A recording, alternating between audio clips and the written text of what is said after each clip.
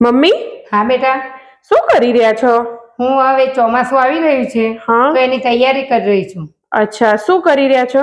એમાં હું અત્યારે આપણે ખાંડ હોય એમાં લગભગ કીડીઓ ચડી જતી હોય છે. અચ્છા. અને ચોમાસામાં તો ખાસ ઉનાળામાં માટે પણ હું એ પ્રયોગ કરું છું, પણ ચોમાસામાં ખાસ તો એમાં 2-3 લવિંગ મૂકી દેવાના ખાંડમાં. અચ્છા, એટલે એની સ્મેલ થી કીડીઓ એની સ્મેલથી કીડીઓ નથી આવતી. પછી બીજી વસ્તુ કે આપણે કોઈ પણ દાળ હોય, કઠોળ હોય તો એમાં તમાલપત્ર એક મૂકી દેવાનું. હા, ચોમાસામાં ભેજના લીધે ભેજના લીધે જીવાત ન પડે એટલે. બરાબર.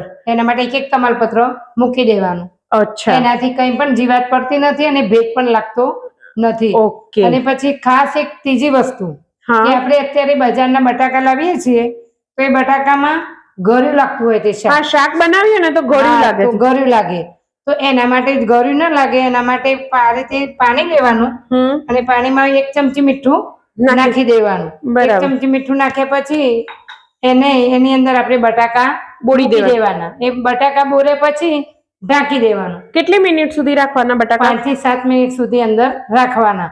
અને પછી બહાર કાઢી છોલી અને એની સબ્જી બનાવવાની. તો જોરદાર સબ્જી લાગે છે. અને ગળ્યું નથી લાગતું? ગળ્યું નથી લાગતું બિલકુલ. ઓકે.